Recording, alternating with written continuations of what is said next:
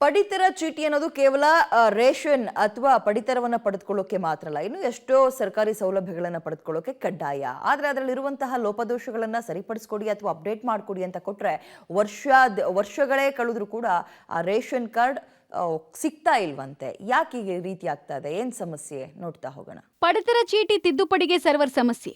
Ration card ತಿದ್ದುಪಡಿಗಾಗಿ ಸಾರ್ವಜನಿಕರು ಹೈರಾಣು. Cyber centre, ಗ್ರಾಮ one, taluk ಕಚೇರಿ ಸೇರಿದಂತೆ ಇಲಾಖಾ ಕಚೇರಿಗಳ ಬಳಿ ಸರತಿ ಸಾಲಲ್ಲಿ ನಿಂತಿರುವ ಸಾರ್ವಜನಿಕರು.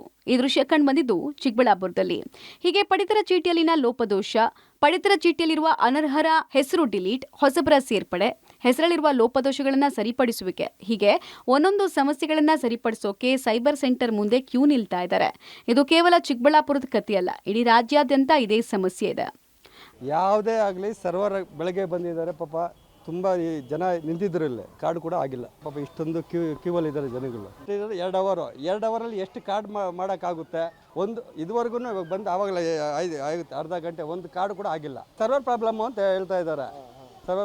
ಹೇಳ್ತಾ ಇದ್ದಾರೆ. ಏನು ಮಾಡ್ತಾರೆ ಅವರು? ಇವಾಗ ಪ್ರತಿಯೊಂದಕ್ಕೂ ರೇಷನ್ ಕಾರ್ಡು ಬೇಕಾಗುತ್ತೆ. ಒಂದು 6 ತಿಂಗಳಿಂದ ನಾನು ಇದು 4ನೇ ಸಲ ಬಂದು ಹೋಗ್ತಾ ಇದ್ದೀನಿ ಇಲ್ಲಿ. ನಮ್ಮ ಹುಡುಗನ ಸೇರಿಸ್ಬೇಕು. ಹಳೆ ಕಾರ್ಡಲ್ಲಿ ಆಗಿತ್ತು, ಹೊಸ ಕಾರ್ಡಲ್ಲಿ ಡಿಲೀಟ್ ಆಗಿಬಿಟ್ಟಿದೆ, ಸೇರಿಸ್ಬೇಕು. ಕೇಳ್ತಾ ಇದ್ದಾರೆ ನಮ್ಮ ಹುಡುಗಂದು, ನಾವು ಆಗ್ತಾ ಇಲ್ಲ. ಈ ರೀತಿ ಸಮಸ್ಯೆ ಇದೆ. ಅಂದಹಾಗೆ ರಾಜ್ಯದಲ್ಲಿ ಯಾವುದೇ ಹೊಸ ಪಡಿತರ ಚೀಟಿ ವಿತರಣೆ ಮಾಡೋಕ್ಕಾಗ್ತಾ ಇಲ್ಲ. ಪಡಿತರ ಚೀಟಿಗೆ 2 ವರ್ಷದಿಂದ ಅರ್ಜಿ ಸ್ವೀಕಾರ ಮಾಡಿದ್ರೂ ವಿಲೇವಾರಿ ಮಾಡ್ತಾ ಇಲ್ಲ. ಮತ್ತೊಂದು ಕಡೆ ಹಳೆಯ ಕಾರ್ಡ್ನಲ್ಲಾಗಿರುವ ಲೋಪದೋಷಗಳನ್ನು ಸರಿಪಡಿಸೋಕೆ ಸಾಧ್ಯ ಆಗ್ತಾ ಇಲ್ಲ. ತುರ್ತು ಸಂದರ್ಭದಲ್ಲಿ ಬಡವರು ಆಸ್ಪತ್ರೆಗಳಿಗೆ ಹೋದಾಗ ರೇಷನ್ ಕಾರ್ಡ್ ಕಡ್ಡಾಯವಾಗಿ ಕೇಳ್ತಾರೆ.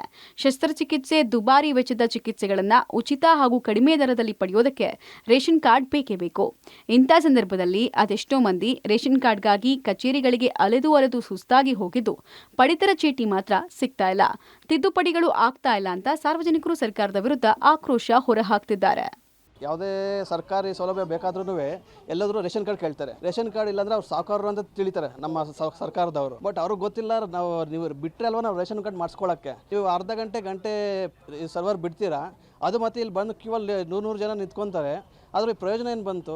ಅಲ್ಲಿ ಸರ್ವರ್ ಬಿಸಿ ಅಂತ ಬರ್ತದೆ, ಒಬ್ಬರು ಮಾಡಿಸ್ಕೊತಾರೆ, ಮಿಕ್ಕಿದವ್ರು ಮತ್ತೆ ಮನೆಗೆ ಹೋಗ್ತಾರೆ. ದಿನ ನಾವು 100 ರೂಪಾಯಿ 200 ರೂಪಾಯಿ ಕೂಲಿಗೆ ಹೋಗೋರು ಇರ್ತಾರೆ. ಅವ್ರು ಕೂಲಿಗೆ ಹೋಗೋರು ಏನು ಮಾಡಬೇಕು?